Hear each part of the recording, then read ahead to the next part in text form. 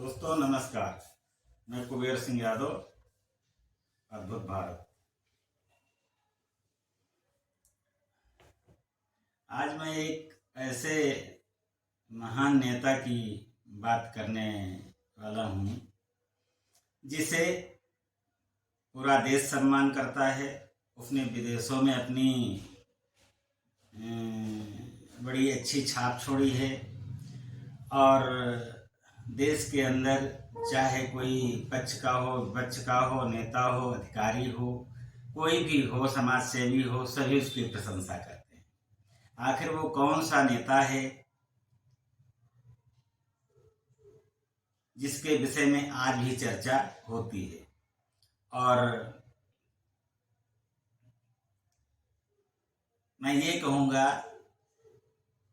कि वो आज है नहीं, बल्कि वो दिवंगत हो चुका है,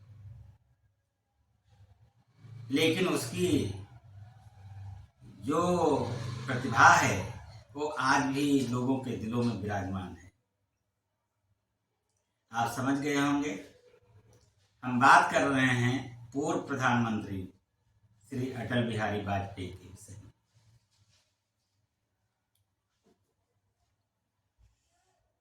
आप जानते हैं कि अटल बिहारी वाजपेयी पहली बार 13 दिन के लिए प्रधानमंत्री बने थे 1996 में, और दूसरी बार 1998 में 13 महीने के लिए। यानी पहली बार 13 दिन के लिए, फिर दूसरी बार 13 महीने के लिए, और तीसरी बार 1999 से 2004 तक वो भारत के प्रधानमंत्री रहे।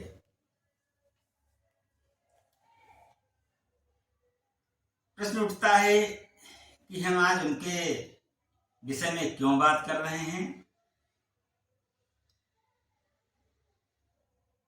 बहुत प्रधानमंत्री हुए, लेकिन अटल बिहारी वाजपेयी के विषय में जो चर्चा कर रहे हैं उसका क्या कारण है? कारण यह है कि वैसे तो मनुष्य में कुछ ना कुछ कमियां सब में होती हैं। वो अटल बिहारी वाजपेयी में भी कुछ ना कुछ रही होंगी, लेकिन अगर सामान्य रूप से देखा जाए तो उनके प्रशंसक आज भी बहुत हैं। उन्होंने राजनीति में एक अपनी ऐसी गरिमामयी छाप छोड़ी कि जिसका अनुकरण करने के लिए आज भी बहुत लोग लालायित रहते होंगे। लेकिन हम चर्चा इसलिए कर रहे हैं, हम बातचीत इसलिए आपसे कर रहे हैं कि जो व्यक्तित्व अटल बिहारी वाजपेयी का था, क्या आज की राजनीतिक परिदृश्य में कहीं दृष्टिगोचर होता है?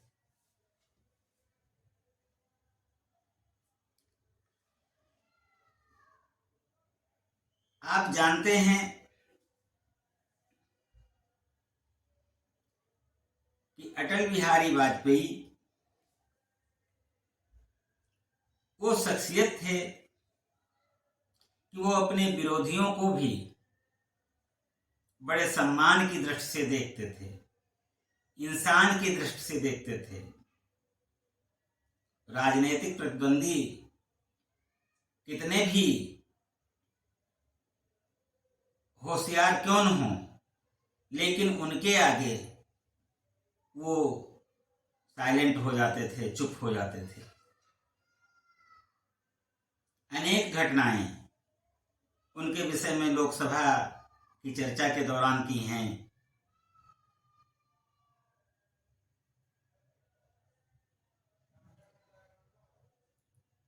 जिनको हम आज भुला नहीं सकते हैं।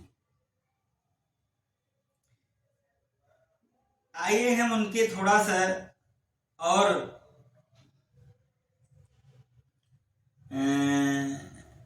विस्तार से उनके विषय में जाने कि वो राजनीति में कब कहाँ रहे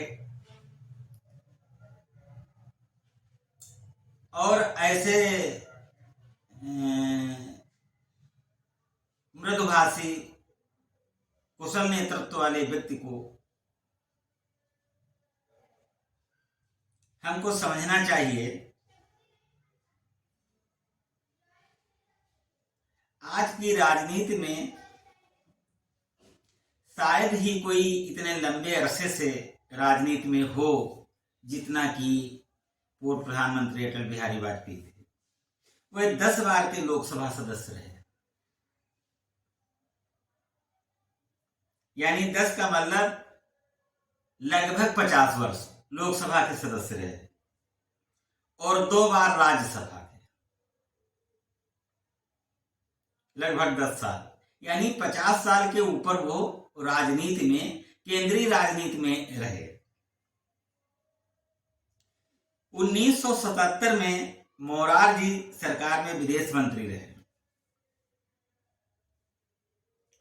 और जब मोरारजी सरकार असफल हुई, उन्होंने इस्तीफा दिया और 1980 में भाजपा का गठन किया और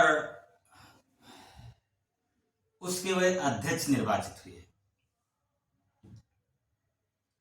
उन्होंने श्यामा प्रसाद मुखर्जी के साथ में संगठन में काम किया।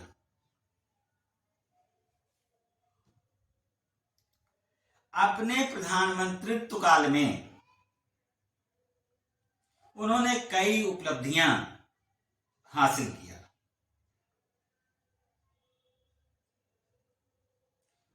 1998 में पोखरण परमाणु परीक्षण द्वितीय, यानी दूसरा जो परमाणु परीक्षण हुआ वो प्रधानमंत्री अटल बिहारी वाजपेयी के शासनकाल में हुआ। उसके पहले जहां तक मुझे प्रमाण मिलते हैं वो नेहरू जी ने उसके पहले किया था। देश के लिए विशेष रूप से भारत और पाकिस्तान में एक मैत्री भाव पैदा हो, उसके लिए उन्होंने बड़ा अथक प्रयास किया। इस प्रयास में बस यात्रा सम्मिलित है जो दिल्ली से लाहौर तक गई थी। उस समय पाकिस्तान के प्रधानमंत्री नवाज शरीफ थे। नवाज शरीफ के हटने के बाद परवेज मुशर्रफ से भी, जो वहां के शासक थे पाकिस्तान के, उनसे भी अच्छे संबंध स्थापित करने का प्रयास किया, लेकिन उसमें वो सफल नहीं हो पाए, वो अलग की बात है। 1999 में कारगिल युद्ध हुआ, वो भी उनको ये श्रेय जाता है कि वो युद्ध जो हुआ था उसमें उनकी विदेश नीति और उनका नेतृत्व, कुशल नेतृत्व भारत के लिए बड़ा ही शानदार था। आज की राजनीति जो है वो बड़ी विचित्र टाइप की है। अटल बिहारी वाजपेयी जैसे नेता हमको खोजे नहीं मिलते हैं। छोटी छोटी बातों में वो दुश्मनी जैसे शत्रु भाव अपने प्रतिद्वंदियों में रखने लगते हैं। किसी भी तरीके से चुनाव हारना नहीं चाहते हैं और हार गए हारने के पहले दुश्मनी, हारने के बाद भी दुश्मनी। लेकिन ऐसे नेता एक दो चुनाव जीत जाएं वो अलग की बात है, लेकिन अटल बिहारी वाजपेयी जैसे 50 वर्ष भारतीय राजनीति में बहुत बिरले रह पाते हैं। ऐसा नहीं कि अटल बिहारी वाजपेयी ने चुनाव नहीं हारा, वो हमेशा जीतते ही रहे। मैं आपको याद दिलाऊं, 1992 में वो लखनऊ से चुनाव हार गए थे और 1957 में लखनऊ और मथुरा दोनों जगह से चुनाव हारे। उस समय वो 3 जगह से चुनाव लड़ रहे थे बलरामपुर से, यानी लखनऊ, मथुरा और बलरामपुर से। तो लखनऊ और मथुरा से चुनाव हार गए थे, लेकिन बलरामपुर से चुनाव वो जीते थे। 1962 में फिर वो चुनाव हारे और 1984 में भी चुनाव हारे। हालांकि वो चुनाव वो हारते नहीं, लेकिन वो ग्वालियर से चुनाव लड़ रहे थे और ऐसे नेता चुनाव वहीं से लड़ते हैं ज्यादातर कि उनकी जीत सुनिश्चित होती है। उनके सामने कोई वैसा कैंडिडेट नहीं खड़ा होता है जो मतलब उनकी छत को धूमिल कर सके। लेकिन एकाएक कांग्रेस पार्टी ने उस समय माधवराव सिंधिया को चुनाव में उतार करके और अटल बिहारी वाजपेयी को माधवराव सिंधिया ने हरा दिया।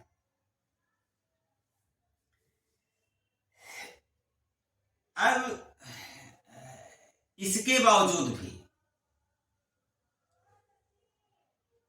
वो भारतीय राजनीतिक परिदृश्य में अपना विशिष्ट स्थान रखते हैं और यहां तक नहीं, घटनाएं भी घटित होती रहती हैं, लेकिन वो दुर्घटनाओं को किस तरीके से राजनीतिज्ञ लेते हैं इस पर डिपेंड करता है।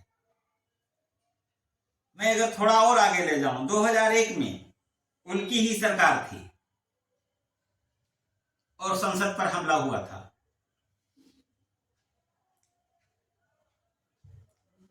लेकिन वो इस चीज को समझते थे कि राजनीति में ऐसा होता रहता है, जब कोई बड़े पद पर होता है तो बड़ी सारी जिम्मेदारियां भी उसकी होती हैं, जवाबदेहियां भी होती हैं, उनको बखूबी निभाते थे। लेकिन आज के राजनेता ऐसा नहीं करते हैं, इसलिए आज हम उनकी चर्चा करते हैं। जिस समय वो 13 महीने की सरकार से बाहर हुए थे, उनकी एक बहुत चर्चित कविता की है, उसकी कुछ पंक्तियां अगर ठीक से मुझे याद नहीं है, लेकिन मैं बताऊंगा। एक कविता की उनकी लाइन है कि हार नहीं मानूंगा, रार नहीं ठानूंगा, हार नहीं मानूंगा, रार नहीं ठानूंगा, काल के कपाल पर लिखता मिटाता हूं, गीत नया गाता हूं, गीत नया गाता हूं। तो ये उनके जज्बे की बात थी जो निकल करके सामने आई है और बहुत संदेशात्मक पंक्तियां हैं कि हम ना तो किसी से लड़ाई झगड़ा करेंगे और ना तो हार ही मानेंगे, हम अपना प्रयास करते रहेंगे, नए भारत के निर्माण के लिए हम अपना योगदान देते रहेंगे। इसके अलावा एक ऐसे वो राजनेता थे कि अपनी भी पार्टी के लोगों को वो समय समय पर आगाह कर देते थे कि आप ऐसा गलत कर रहे हैं। याद दिलाएं आपको, 2002 में गुजरात दंगे हुए थे। उस समय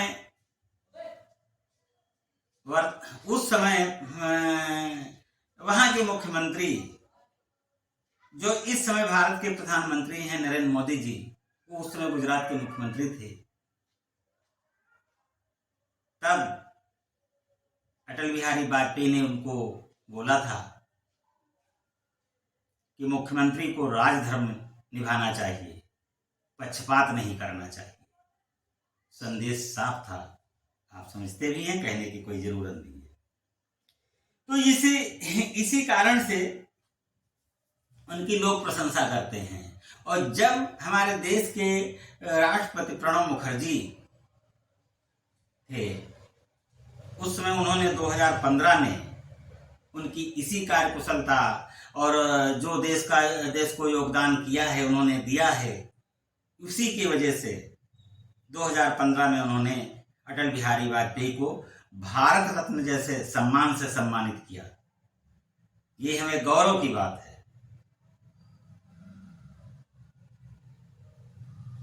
और वो